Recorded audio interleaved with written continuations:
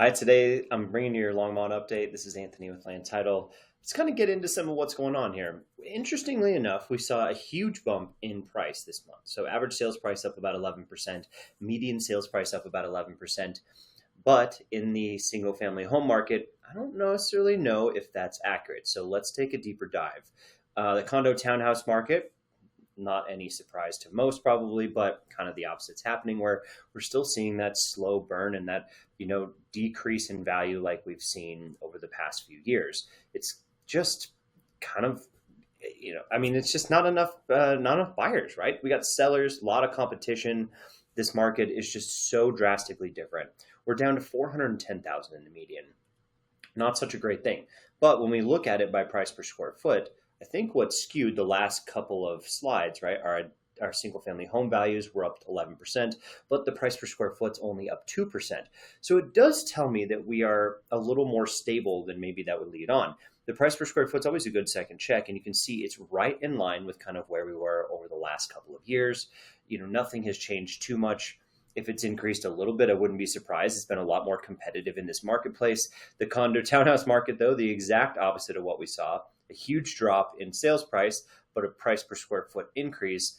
So it just tells you that the product type is not the same that's sold in the last month. So also take it with a grain of salt. The condo market in Longmont has been a little bit more stable than most of the surrounding area.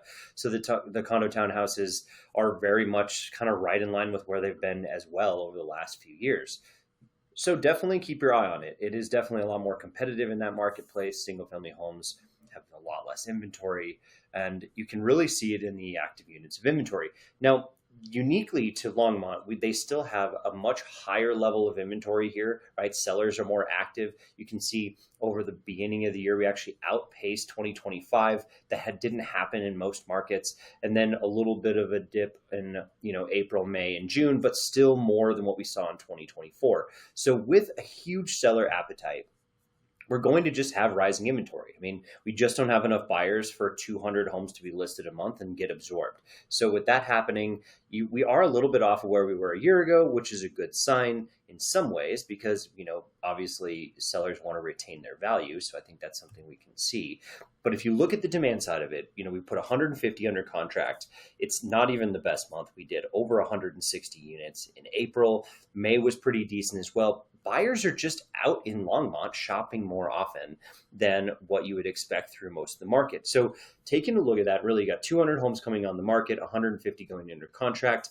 People are pulling a few maybe things that didn't quite sell because they were in a bad spot, or attached product that might be coming off the market. Is keeping the inventory situation fairly stable. We're back to 2024 inventory levels, not nearly as bad as what we saw a year ago, but also this market has a way of doing this, right? It's a little bit more stable. It's a little bit more balanced than a lot of the other markets out there right now. So that's a good sign. The other thing is if you want to know what it's like to be a buyer or seller, you can see this one. This always tells you a little bit more. We should be about at the peak of the year. 34 days in MLS is about as fast as we're going to get this year going under contract, right? That's active to under contract time. It is 21% faster than last year, or slower than last year, I'm sorry. But, take it with a grain of salt. That's 4 days or 6 days. So it's really only an extra week. Don't be surprised by that number, but we're right in line with what you would expect. The close of list price is a little misleading because it bounced all over the place last year. We tend to see it bounce around because it's not original list price, and it also doesn't include some of those concessions that we're seeing. So it actually is slightly worse than what we're seeing here. But just to kind of give you an idea, it's very similar to where it was last year. Now, showings is the last thing I like to look at because this is sort of our crystal ball looking forward. With a lot of extra showing traffic, it means buyers are still participating, they're still looking. So with the inventory levels pretty stable, showings up 40% from this time a year ago, you're really still seeing a lot of buyer activity in the Longmont market. And they're going under contract in about 13 showings. So it's not too much more than where it was last year.